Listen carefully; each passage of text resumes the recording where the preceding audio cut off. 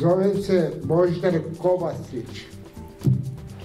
Rodio sam se 18.2.1963. u Zagrebu. Obitelj se nije mogla brinuti za mene. Zato me je Centar za socijalni rad postao u instituciju. Inače, život u instituciji je kao da živiš u vojsci. Zbog toga sam počeo bježati. Skakao sam preko ograde. Policija me uhvatila 2 puta i odvela natrag u Stančić. Sada već 13 godina živim u zajednici. Nakon Nove godine sam konačno sretan. Mi, hrvatski samozastupnici, želimo vam poručiti: ne tražimo mnogo, samo podršku za normalan život unutar vlastitih potencijala.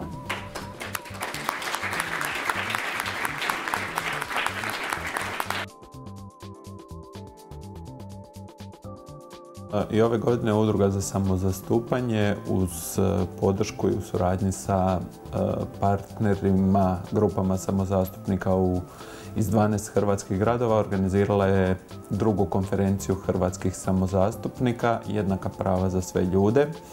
Smisao konferencije je u stvari okupiti samozastupnike, osobe s intelektualnim teškoćama, pozvati širu javnost, pozvati ljude koji donose odluke o životima samozastupnika, pozvati medije, pozvati goste, prezentirati im stav samozastupnika iz jednog temeljnog razloga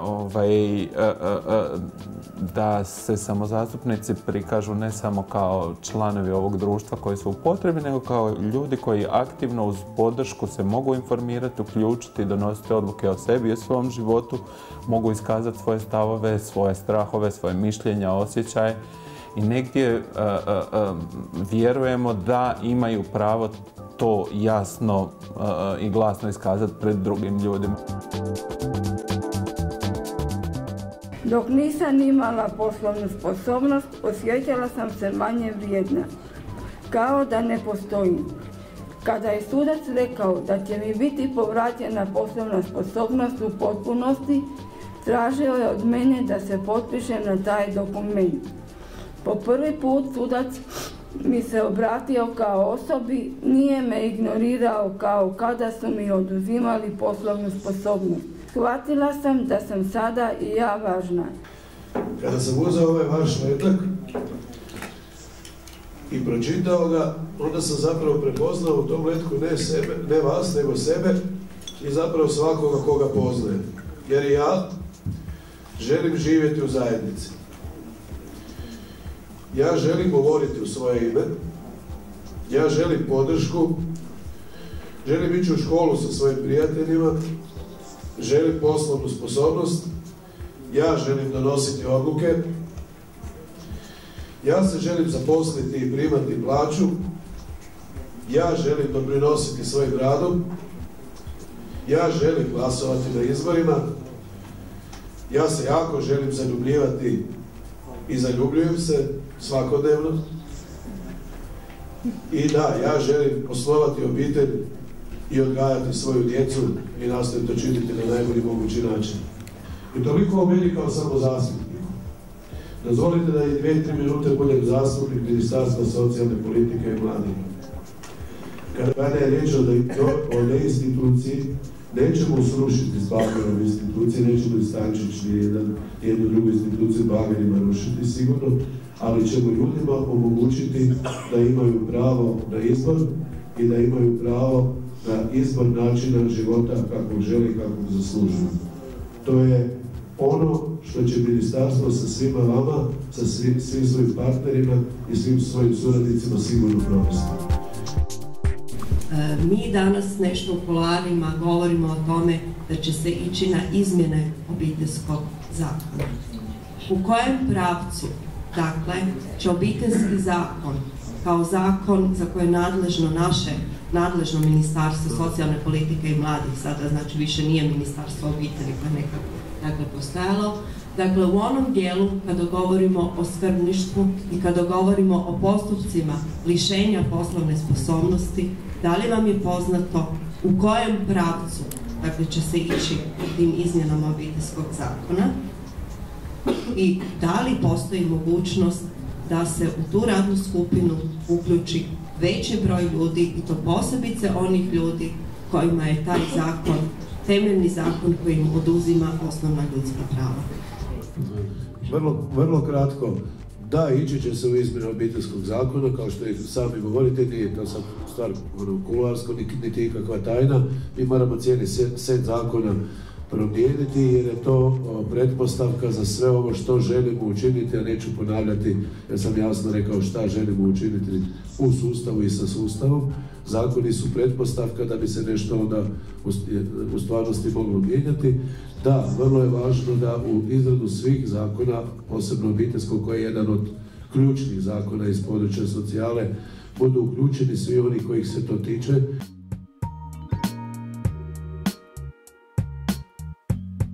Svaka zemlja želi sve najbolje svojim građanima. Dakle, polazimo od te teze da svaka zemlja donosi zakone koji bi trebali ići u korist svojim građanima, posebno kada su ove neke grupe ljudi kao što su i osobe s invaliditetom, dakle kada su ugrožena im ljudska prava. Nažalost, Hrvatska nije dovoljno prepoznala, dakle, na dovoljno brz način reagirala. Dakle, ne koriste se niti evropski fondovi, ni sve ono ostalo što nam je bilo na raspolaganju za razvoj ne samo, ajmo reći, razvoj gledanja ili suzbijanja diskriminacije, nego za razvoj civilnog društva. Nego je civilno društvo u principu kupljeno da bi bila podrška vladi. Dakle, jedan jako krivi način, dakle, ti me ne podržavaš, nećeš biti financiran. Ja se nadam da će se prekinuti s tom praksom i da će civilno društvo, da će surađivati sa vladom, a da će ujedno i kritizirati određene poteze vlade. Osnovnu i srednju školu završio sam u Centru za odgoj i obrazovanje u Rijeci i osposobio se za pomoćnog autolimara. Po završetku školovanja radio sam godinu dana u struci. Poslodavac me nije prijavio i dao mi je samo simboličnu naknadu. Pronašao sam novi posao u jednoj građevinskoj firmi kao pomoćni građevinski radnik. Tu sam radio preko 9 godina. Imao sam djevojku s kojom sam živio i planirao brak. Sad, nakon 11 godina radnog staža, živim od osobne invalidnine i mislim da bi za mene bilo puno bolje kad bih radio. Zarađivao bi svoju plaću, osjećao se korisnim i mogao ponovo razmišljati o tome da nađem djevojku s kojom bi dijelio život. Volio bi kad bi poslodavci promijenili svoje stavove i ponašanje te dali više prilika nama, osobama s invaliditetom. Naše ministarstvo definitivno želi da ti ljudi rade. Što više rade, a što manje odlaze u mirovinu i to je temeljni cilj. Drugi poruka, posao je za nas najbolja socijalna mjera od svih mjera i oblik uključivanja. I treća poruka koju mi u radu sa osobama s invaliditetom primjenjujemo da smo svi isti, imamo sve iste potrebe i mogućnosti, samo ih realiziramo na drugi način i da tu različitost i poslodavci i otvoreno tržište rada i svako drugo mora pokušati prepoznavati kao prednost. Znači kao prednost koja može pridonijeti oplemenjivanju, obogaćenju i razvoju. Jer tako je uvijek, različitost uvijek dovoljno. To su nekakve temeljne poruke iz kojeg mi onda definiramo i politike i koordinaciju s drugim sustavima i ministarstvima i politike prema zapošljavanju ovih osoba. Ove osobe, osim cjeloživotnog obrazovanja za koje se svi možemo složiti da je iznimno bitno i napredovanja, često trebaju i kontinuiranu podršku na radnom mjestu. E sada, kako vi planirate tu problematiku biti ne riješiti, nego potaknuti u biti da se neka sredstva odvajaju upravo za pružanje podrške tim osobama da mogu raditi i biti uspješni na svom radu? Problem je s asistentima oduvijek bio. Država propiše zakon i obavezu, na kraju ne osigura novca. Ne treba izmišljati toplu vodu. Treba pogledati samo, mislim da i slovenski i austrijski primjeri pokazuju u kojem pravcu treba ići i gdje treba otvoriti vrećicu s novcima. Pa ako nešto propišemo kao obavezu, moramo propisati kako ćemo to financirati. Znači, ljudi koji nemaju potrebno se ne mogu glasati, a da se to može urediti. Što se tiče prava glasa, već sam rekao, dakle imamo radnu skupinu koja ima nekoliko, možemo tako reći, problematičnih tema ili tema koje želimo promijeniti i unaprijediti. Jedna je svakako ova tema, dakle, kako proširiti i omogućiti pravo glasa osobama sa invaliditetom, koje kriterije za to napraviti.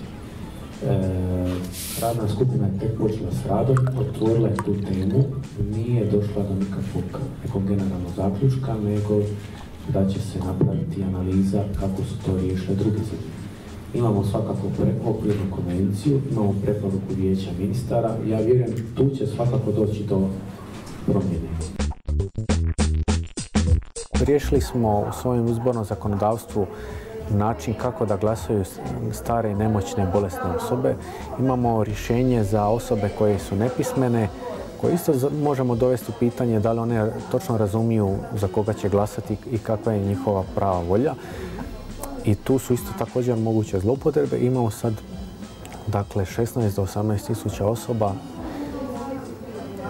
od kojih je sigurno veliki broj se može jasno izraziti za koga glasa. I to je po meni stvarno bi bio loš, veliki korak unatrag kad ne bi pronašli neko rješenje da bar dijelom osoba sa invaliditetom nađemo mogućnost da one izraze svoju političku volju na biralištima, jer to je stvarno jedan veliki broj osoba koje su lišene prava koje svi ostali hrvatski državljani imaju.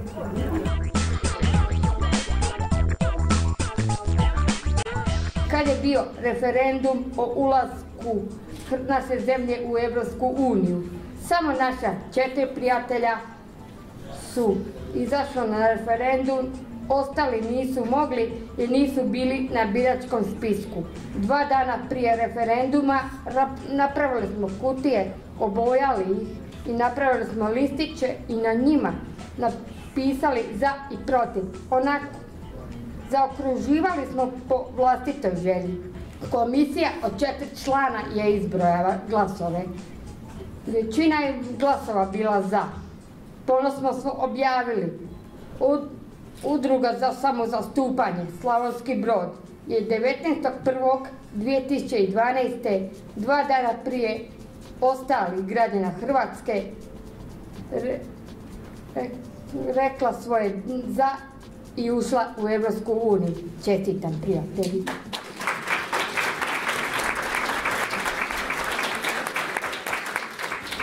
Mislim da je svaka zemlja onoliko jaka koliko je i njeni najslabiji ili najugroženiji članovi. Isto kao i lanac, dakle koliko je jaka najslabija karika, toliko je i tako čvrsti lanac. Dakle, ovdje ne radi se samo o tome, o razini, dakle, razvijenosti, nego o razvijenosti svijesti jednog društva, koliko ono prepoznaje potrebu svojih pojedinaca. Dakle, da li ćemo imati asistente u nastavi, pomagače u nastavi, da li ćemo imati osobne asistente, ne kroz pilot projekte, nego baš kroz zakone, dakle, gdje će svaka osoba imati jednake pristupe i pravu i pravdi, dakle, i načinu funkcioniranja.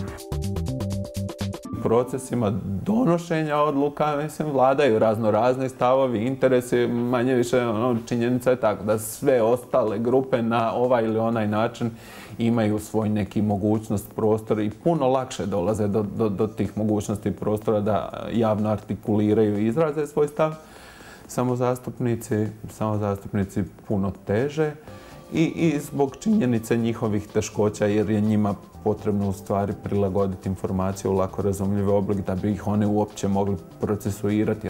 Ako želimo tim ljudima osigurati u stvari ono što se zove položaj ravnopravnih članova društva, izbilja sudjelovanje u društvu, a ne samo pribivanje negdje uz nas pa će oni dobiti ono što se mi umilostivimo njima pružiti, onda se taj trud i tu podršku i to prilagođavanje informacija imaju itekako smisla i to davanje tog nekog prostora, mogućnost da i oni se izraze i kažu što žele, vidimo kao dio najosnovnijeg demokratskog, participativnog sudjelovanja u društvu skupa sa svim ljudima i grupama. Krajem prošle godine postao sam tata. Moja kćer Zdrinka ima 6 mjeseci. Kad mi je Višnja rekla da je trudna, prvo sam bio jako iznenađen i nisam mogao vjerovati da ću postati tata. Situacija sa Višnjom i Zdrinkom sad je jako dobra. Imamo neke probleme, ali ih rješavamo i dobro se slažemo. Oko Zdrinke pomažu asistentice koje nam pružaju 24-satnu podršku. Inače, trenutno radim u Orehovici, obrađujem zelenu površinu i tako zarađujem novac za svoju obitelj. Htio bi naći posao u struci kao soboslikar, kako bi mogao još bolje skrbiti za svoju obitelj. Htio bi da se jednog dana osamostalimo i živimo kao obitelj sami u svojoj kući.